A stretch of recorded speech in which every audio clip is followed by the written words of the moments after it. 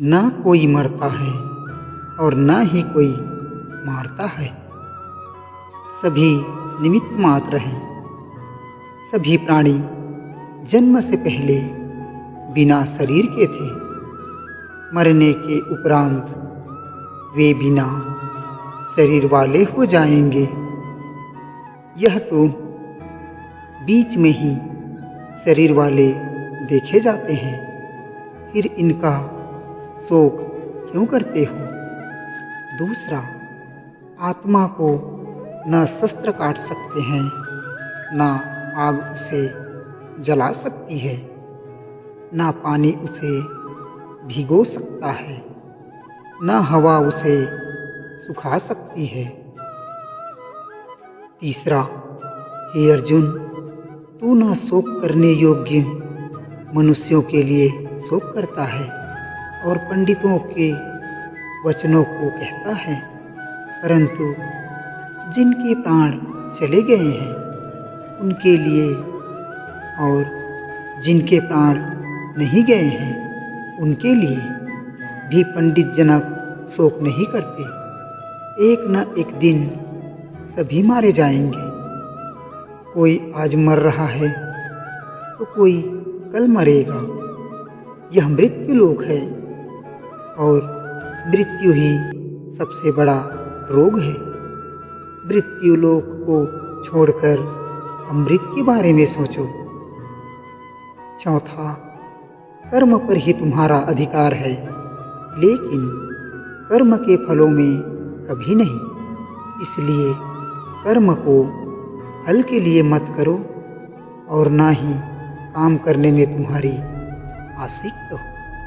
जिसका मन अपने वश में है, जो जितेंद्रिय एवं विशुद्ध अंतःकरण वाला है और संपूर्ण प्राणियों का आत्मरूप परमात्मा ही जिसका आत्मा है, ऐसा कर्मयोगी कर्म करता हुआ भी लिप्त नहीं होता।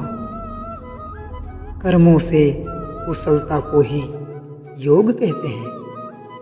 पांचवा, क्रोध से मनुष्य की मति मारी जाती है, यानी मूढ़ हो जाती है, जिससे स्मृति भंग हो जाती है। स्मृति भ्रम को जाने से मनुष्य की बुद्धि नष्ट हो जाती है और बुद्धि का नाश हो जाने पर मनुष्य खुद अपना ही नाश कर बैठता है। छठवां, हे अर्जुन, हे पार्थ, सभी धर्मों को त्याग कर अर्थात हर आश्रय को त्याग कर केवल मेरी शरण में आ जाओ। मैं तुम्हें सभी पापों से मुक्ति दिला दूंगा। इसलिए शोक मत करो। माया द्वारा जिनका ज्ञान हरा जा चुका है, ऐसे असुर स्वभाव को धारण किए हुए मनुष्यों में नीच दूषित कर्म करने वाले मूढ़ लोग मुझको नहीं भजते, परंतु उन अल्प बुद्धि वालों का वह फल नाशवान है तथा वे देवताओं को पूजने वाले देवताओं को प्राप्त होते हैं और मेरे भक्त चाहे जैसे ही भजे अंत में वे मुझे पा ही जाते हैं। सातवां, काम, क्रोध तथा लोभ ये तीन प्रकार के नरक के द्वार हैं। सर्व अनर्थों के मूल और नरक की प्राप्ति में होने से यहाँ काम, क्रोध और लोभ को नरक के द्वार कहा है। आत्मा का नाश करने वाले अर्थात उसको अधोगति में ले जाने वाले हैं। अतएव इन तीनों को त्याग कर देना चाहिए। आठवां, श्री कृष्ण भगवान बोले, मैं लोगों का नाश करने वाला बड़ा हुआ महाकाल हूँ।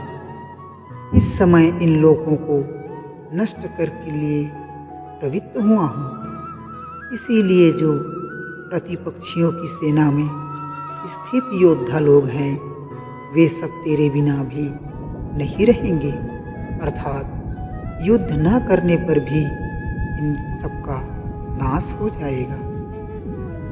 9वां, जगत के ये दो प्रकार के शुक्ल और कृष्ण अर्थात देवयान और मृत्यान मार्ग सनातन माने गए हैं। इनमें एक द्वारा गए मृत्यु को प्राप्त हुए को वापस नहीं लौटना पड़ता, वह परम गति को प्राप्त होता है, और दूसरे के द्वारा हुआ फिर वापस आता है अर्थात जन्म मृत्यु को प्राप्त होता है। क्यों व्यर्थ की चिंता करते हो? किससे व्यर्थ डरते हो? कौन तुम्हें मार सकता है? आत्मा न पैदा होती है न मरती है।